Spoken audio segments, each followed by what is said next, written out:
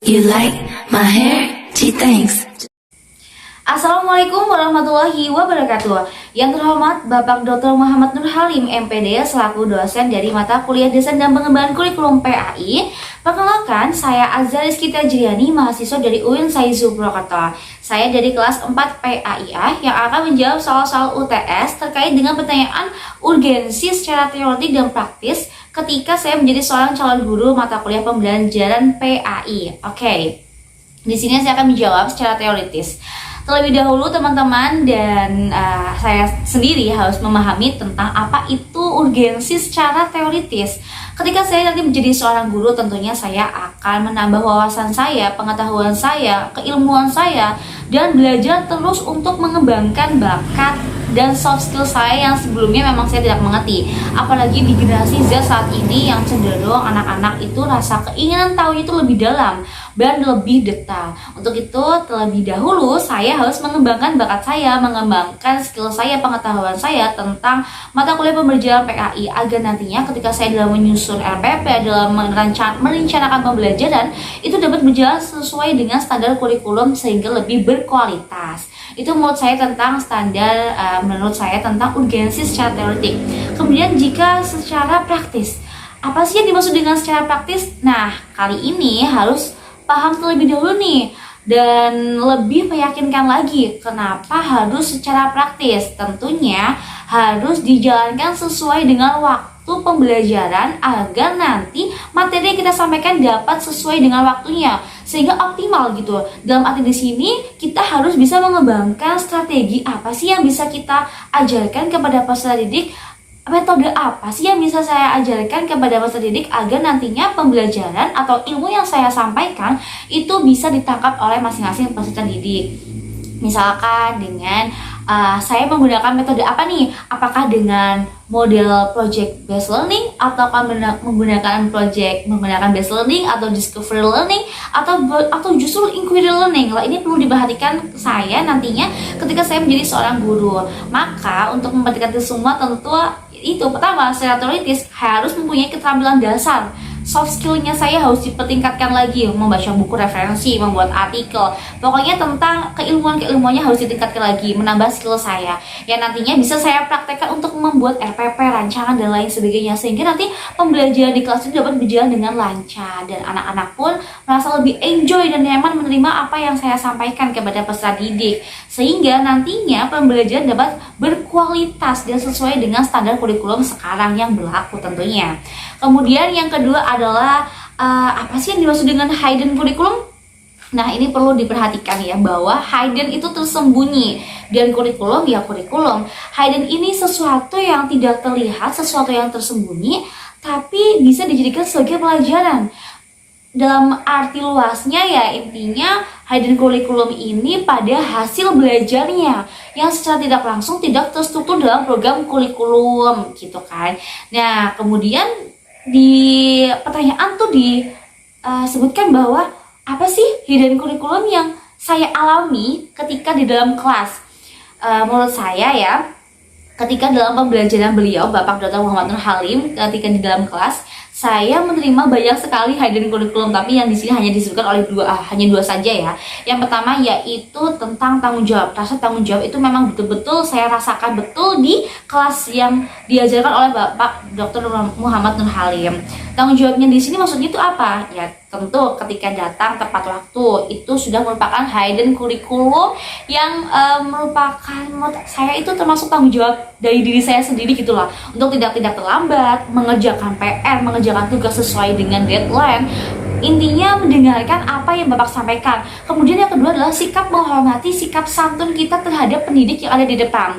Ketika itu saya ingat betul beliau datang ke kelas, kemudian beliau memerintahkan kita untuk meletakkan HP, padahal di situ anak-anak lagi sibuk memainkan HP. Tapi ketika Bapak dosen datang, kita semua langsung kayak menghormati karena memang Bapak Nur Halim ya sedang sebagai seorang guru, sebagai seorang dosen akan mengajar kita, hendak mengajar ya masa kita harus tidak sopan gitu kan ya secara teoritisnya gitu kan.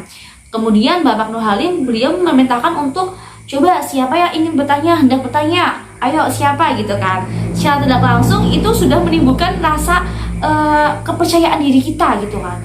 Berarti memang hidden curriculum yang dilakukan oleh Bapak dosen Dr. Muhammad Nur Halim ini berjalan dengan lancar dan sesuai dengan yang diharapkan gitu kan.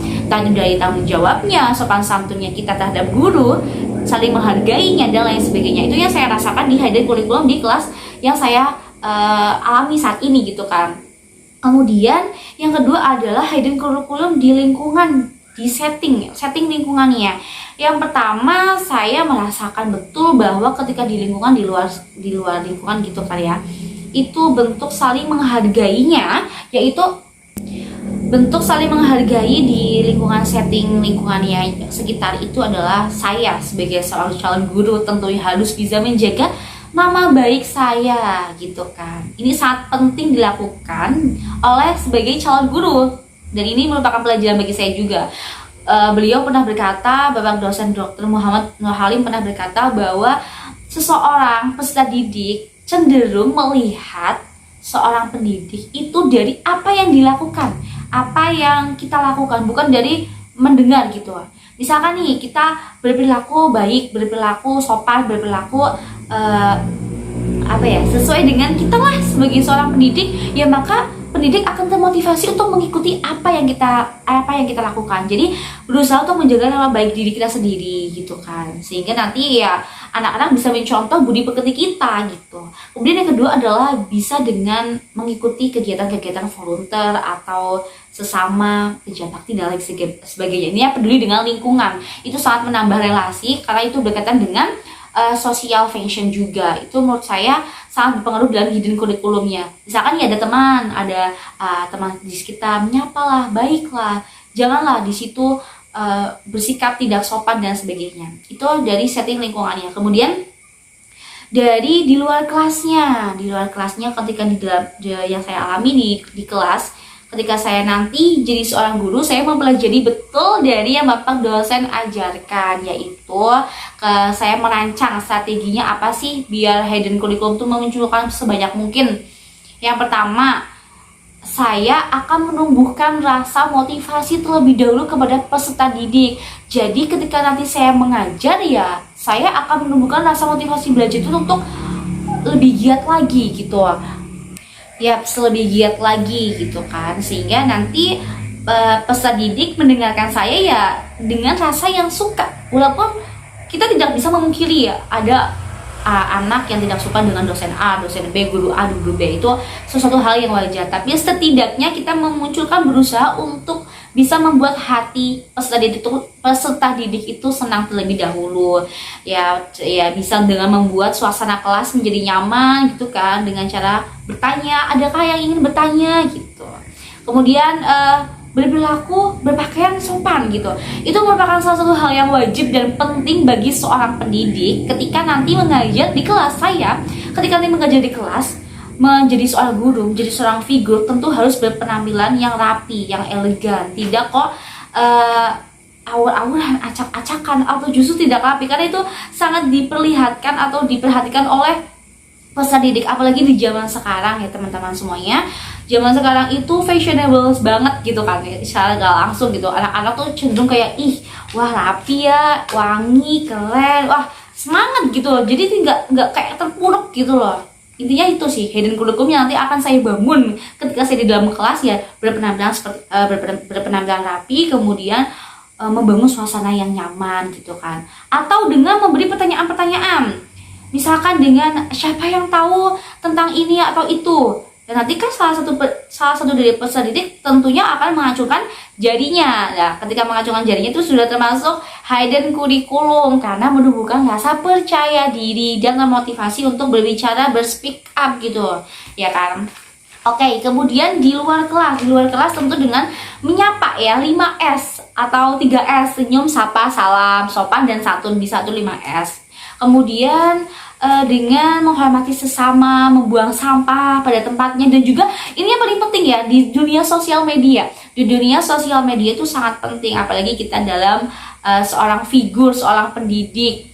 di generasi Z saat ini sudah sangat relevan dengan Android. Android itu sudah di mana-mana dipegang oleh masing-masing peserta didik. Bahkan anak SD pun sekarang sudah memiliki Android yang canggih gitu kan. Tidak bisa memungkiri perkembangan zaman gitu. Maka dari itu kita bisa nih memanfaatkan hidden kurikulum kita dengan membangun personal branding kita, misalkan membuat konten-konten yang bermanfaat tentang pelajaran di luar pelajaran kita gitu kan, atau membuat rasa percaya diri. Bagaimana sih membuat rasa percaya diri dan lain sebagainya. Intinya isilah sosial media kita atau konten-konten belajar kita dengan sesuatu yang bermanfaat. Jadi anak-anak peserta didik merasa termotivasi. Wah, guru saya bisa ya di sosial media update juga mengajarkan hal-hal baik. Itu juga termasuk hidden kurikulum ya teman-teman semuanya. Jadi itu yang saya pahami tentang hidden kurikulum ketika saya rasakan di dalam kelas, kemudian di luar kelas, dan bagaimana cara strategi saya dalam memunculkan hidden kurikulum yang sudah saya terangkan tadi. Kemudian bagaimana cara saya menerapkan gitu kan desain social function, karena social function itu kan lebih pada ke sosialnya, kurikulum sosial, hubungan antara kita dengan sosial kepada lingkungan sekitarnya.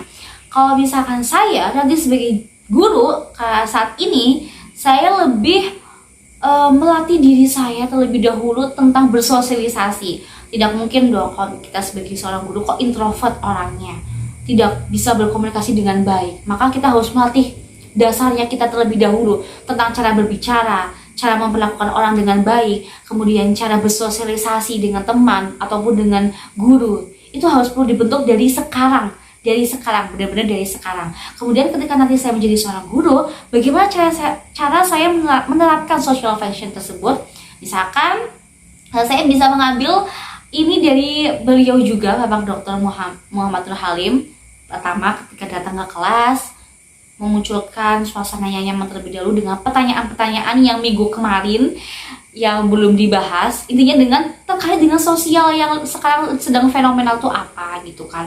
Kemudian dikaitkanlah dengan mata pembelajaran sekarang, apa sih yang bisa diambil. Kemudian kita memberi pertanyaan, ayo anak-anak, siapa yang bisa menyebutkan atau menjelaskan tentang sosial fenomena sekarang gitu kan.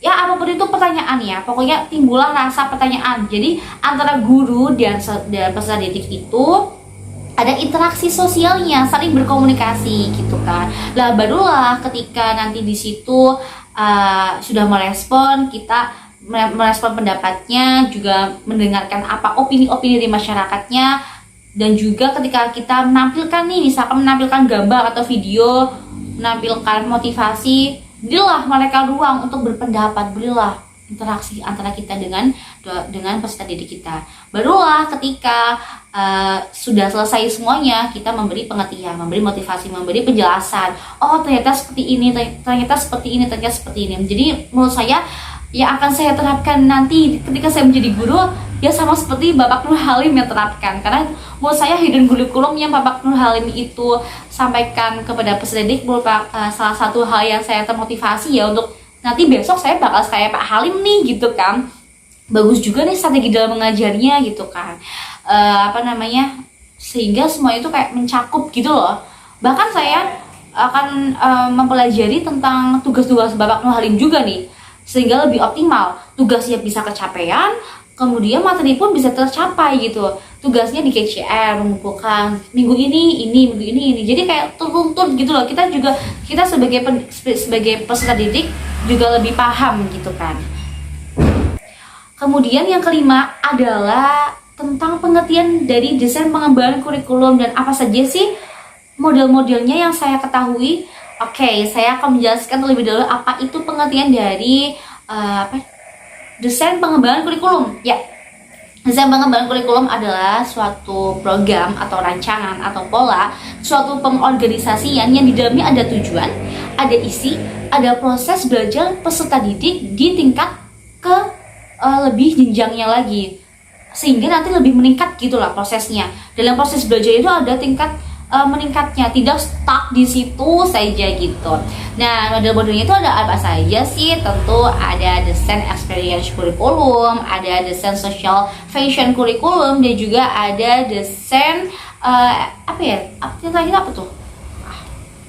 Dan ada desain subjek kurikulum. Nah, harusnya desain subjek kurikulum yang pertama ya. Berarti desain subjek kurikulum, desain social function kurikulum, dan juga desain experience kurikulum. Dan yang akan saya terapkan nanti dan yang cocok dalam pembelajaran di kuliahan atau karena saya lingkupnya mahasiswa gitu kan, walaupun nanti saya juga mengajar di terjun ke lapangan gitu.